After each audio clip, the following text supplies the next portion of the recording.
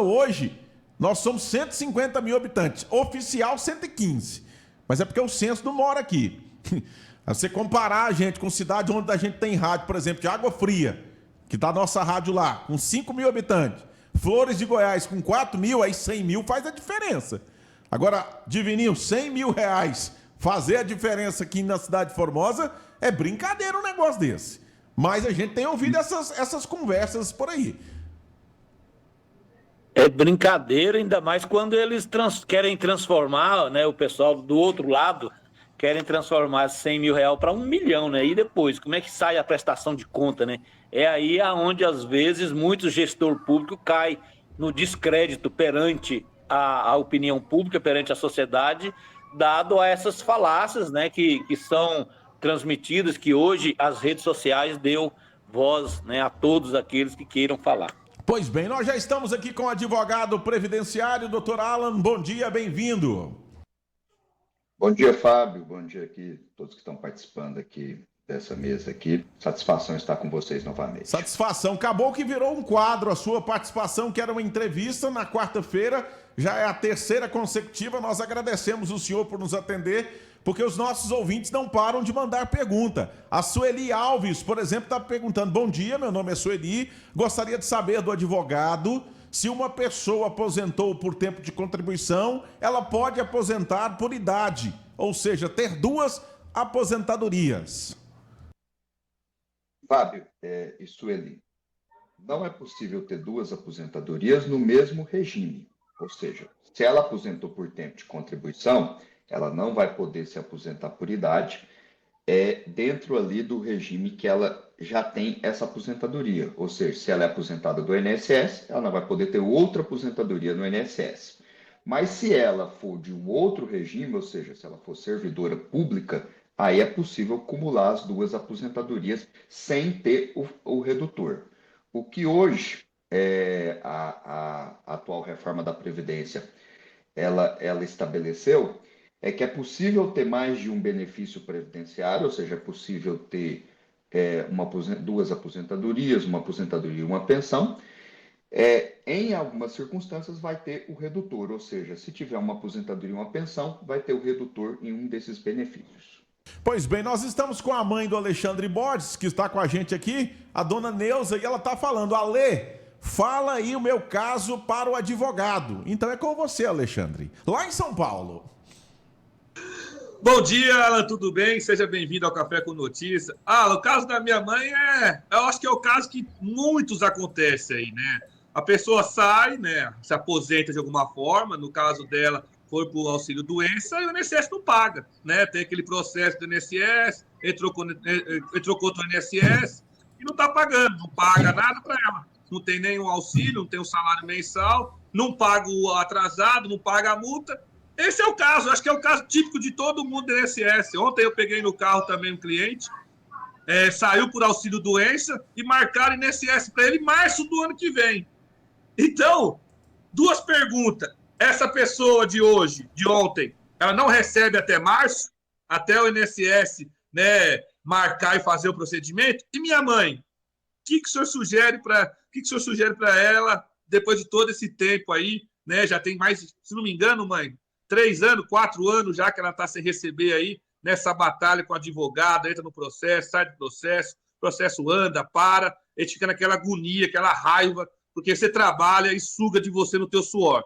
Mas na hora de te devolver, meu Deus do céu, é um parto, é uma dificuldade, eles não querem te pagar. Mas depois eu até conto por quê, mas me explica esses dois casos aí, porque está bem difícil e a maioria das pessoas me perguntam isso também, principalmente quando sai pelo auxílio-doença e não recebe. Bom dia, Alexandre. Satisfação tê-lo aqui. Primeira vez que nós nos encontramos aqui nessa bancada aqui. Bom dia também para sua mãe, para a dona Neuza. Lamentavelmente, Alexandre, é uma situação, como você mesmo já disse, é uma situação de vários beneficiários, não só aí no estado de São Paulo, onde você está, mas no Brasil todo. E o que acontece? Quando a Previdência nega algum benefício previdenciário, seja o auxílio-doença, ou seja qualquer outro benefício que esteja sendo requerido, o caminho natural para aquilo é a justiça. Até porque você já tem um não da Previdência Social. Ela te disse não. Olha, você fala, vou usar aqui o exemplo da sua mãe, o caso específico da sua mãe, da dona Neuza. Está doente, foi lá, bateu as portas lá do INSS, falou, estou doente, não consigo trabalhar, preciso de um benefício. Certamente, eu acredito que ela deve ter passado por uma perícia médica. A perícia médica foi e falou, olha, você não está incapacitada para o trabalho. Já tem um não ali, que deveria ser sim. E aí, desse não, você tem que buscar o Poder Judiciário para isso, para ingressar com essa ação. E a Justiça, ela, como nós sabemos, ela não consegue atender ali a tempo dentro daquilo que a pessoa precisa e necessita. E o processo realmente, infelizmente, é um processo que se arrasta ao longo do tempo. Qualquer ação judicial não dá para se ter uma previsão de tempo. E fica esse período aí com toda essa dificuldade, ou seja, sem receber, sem nada e tendo que sobreviver.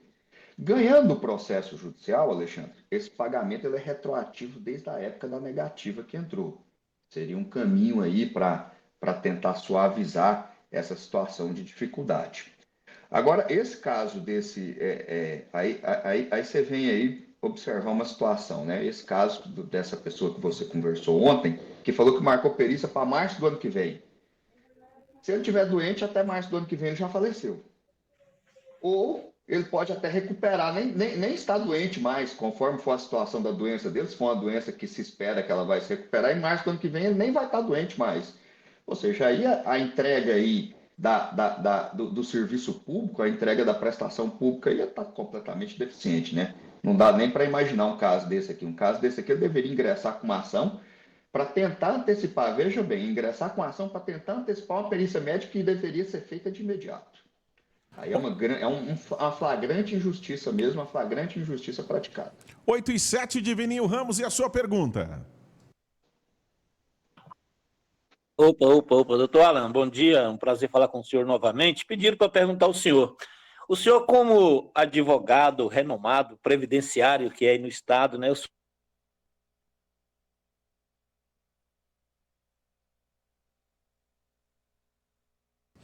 estamos com um problema aqui na nossa internet. Repita, Divininho, por favor. O cidadão. Divino, eu não ouvi. Teve um corte aí na sua fala aí, e eu não ouvi ela completa. Justamente a hora que você ia fazer a pergunta. Estão perguntando, pediram para perguntar ao senhor, doutor, se o senhor, como um advogado renomado como se o senhor aconselha o cidadão pagar uma previdência separada, uma previdência particular. Uma previdência privada, né? Isso, tá. privada. Divino, bom dia também. Para mim é uma satisfação estar aqui com você novamente. Tá? A previdência privada é uma previdência que tem que se analisar muito bem para tomar essa decisão de buscar esse caminho. E por que eu digo isso? Porque ela tem regras próprias, regras muito bem definidas e próprias. E o que se tem que avaliar é que quando a instituição financeira, quando o banco está lhe vendendo uma previdência privada, você tem que saber qual que é a taxa de administração e qual que é a taxa de carregamento. O que isso significa? Eu vou tentar traduzir aqui para o nosso internauta. Taxa de administração é o que você está recolhendo, parte daquilo vai para a administração desse fundo. E a taxa de carregamento é justamente aquilo quando está se aplicando seu dinheiro, aquela aplicação, aquele rendimento, se o banco, a instituição financeira está ficando com parte daquilo, certo? Muitas vezes se oferece taxa de administração zero, mas está ficando com boa parte da taxa de carregamento. E aí não está ganhando nada com isso. Porque a grande vantagem de uma previdência privada é eu colocar lá, um exemplo, eu colocar lá R$100 por mês, um exemplo, só estou dando um exemplo aqui para ficar claro, R$100 por mês, e hoje, principalmente hoje que nós temos Selic lá nas alturas, Selic com o valor que está, você pode ter uma aplicação fácil aí de 1,2% ao mês rendendo isso, e o banco daquele 1,2% está ficando com 80% desse 1,2% seu, ou seja, não está aplicando nada, não está rendendo nada.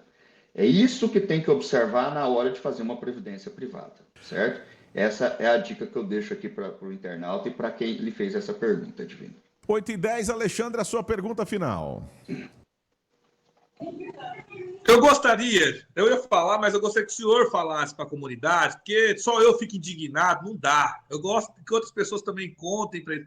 O Estado não produz nada, senhor Alan. Ele se baseia do que a gente produz, né? E nós produzimos duas coisas, né? Uma coisa é a poupança e outra coisa é o giro do fluxo de dinheiro. Essa poupança vai, teoricamente, para manter a gente lá mais velho. Por que não a nossa Previdência sempre tem esses buracos? Por que ela não anda conforme alinhamento das necessidades do seu cliente?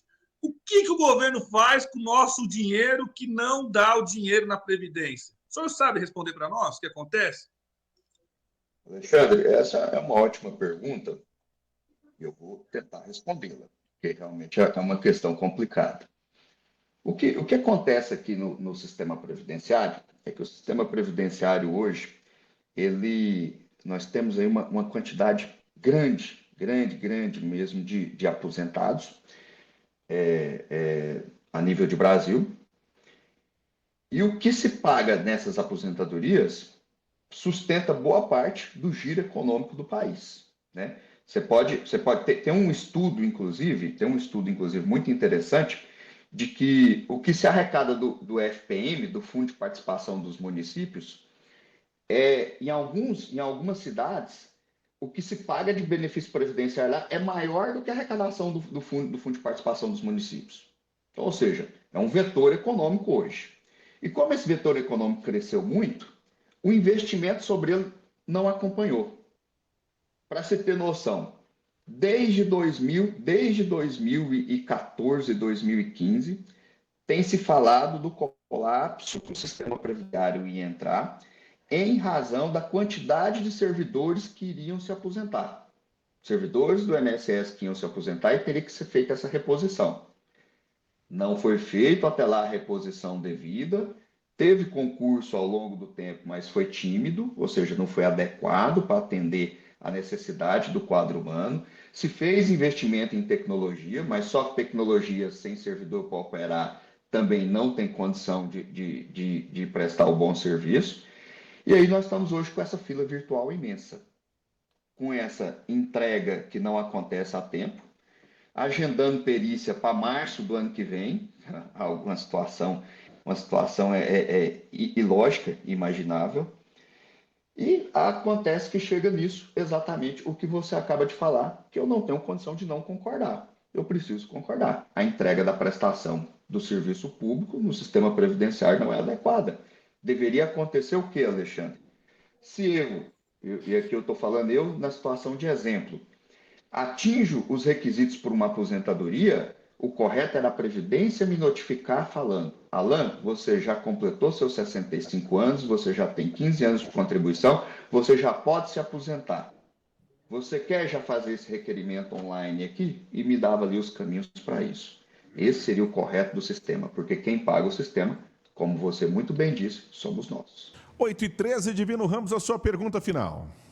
Doutor Alan, estão falando aqui o seguinte: no passado, nota fiscal de insumo agrícola, de maquinário, valia como comprovante para a aposentadoria rural. Eu posso continuar guardando essas notas? Estão perguntando aqui. Eu posso continuar guardando essas notas porque ainda vale? Estão perguntando. Só não pode como deve, tá, Divino? Pode continuar guardando, porque essas notas, elas trazem ali a identificação desse trabalhador rural, bem como o endereço da fazenda onde ele trabalha. E ainda está demonstrando que ele está comercializando a sua produção. Doutor, nós queremos agradecer o senhor, tá certo, pela participação aqui no nosso quadro, então, desta quarta-feira. Deixar à vontade para suas considerações finais e até a próxima quarta, porque ainda ficou um monte de pergunta aqui. Eu agradeço muito, sempre uma satisfação estar com vocês. Agradeço aqui o Divino, agradeço o Alexandre. Satisfação imensa poder aqui fazer esse diálogo aqui com os nossos internautas. Quarta que vem estamos aqui de novo, com muita alegria, muita satisfação e um resto de semana abençoada para todos nós. 8h14 aqui na Rede Lance de Comunicação. 8h14. Como é bom ter você e a sua casa curtindo aqui o nosso programa. Já, para você internauta, para você nosso telespectador, tá bom, do YouTube, do Facebook, e a Ana Júlia vai colocar o telefone do Dr. Alan aqui, caso você tenha aí maiores dúvidas aqui na Rede Lance de Comunicação. Pois bem, como é bom ter você conferindo a nossa programação, você interagindo, e eu já tenho respostas aqui do pessoal, tá certo? Já tenho resposta aqui lá do pessoal da Previdência da cidade de Formosa. A Mara Cristina mandou pra gente aqui da sua Rede Lance de Comunicação, tá bom? Paulo Rangel, eu encaminhei um vídeo para você, prepara o vídeo que após a resposta nós vamos tocar esse vídeo aqui também pra gente esmiuçar um pouco da resposta de um prefeito a nível de Brasil e que nos chamou bastante atenção. Então, a Mara Cristina diz o seguinte, Muniz, Fábio, os proventos dos pensionistas já foram pagos. Estamos aguardando o repasse da prefeitura para efetuarmos o pagamento dos aposentados. E agora eu estou aguardando a resposta do secretário de Fazendas, André Franzol, para saber quando vai fazer o repasse, então, para pagar os aposentados. E já está na tela o telefone aí que a Ana Júlia posta do Dr. Alan, aqui para você, ouvinte e telespectador Lance FM. Nós estávamos com um pequeno corte aí na transmissão do Bom e Velho Rádio, mas a nossa produção, a nossa equipe já está organizando para você. Coloca na tela aí, Paulo Rangel, são 8h16. Um vereador foi lacrar em cima do prefeito e o prefeito fez essa postagem e viralizou nas redes sociais. Sapeca, 8h16. Olá pessoal, tudo bem? Sou o prefeito Jacques. Agora há pouco eu vi um vídeo aí do vereador Cleozan mostrando a feira. Aí, Paulo, tenho consciência de que ainda na minha gestão, devido eu tentar reconstruir uma cidade inteira, ainda não consegui mexer na feira.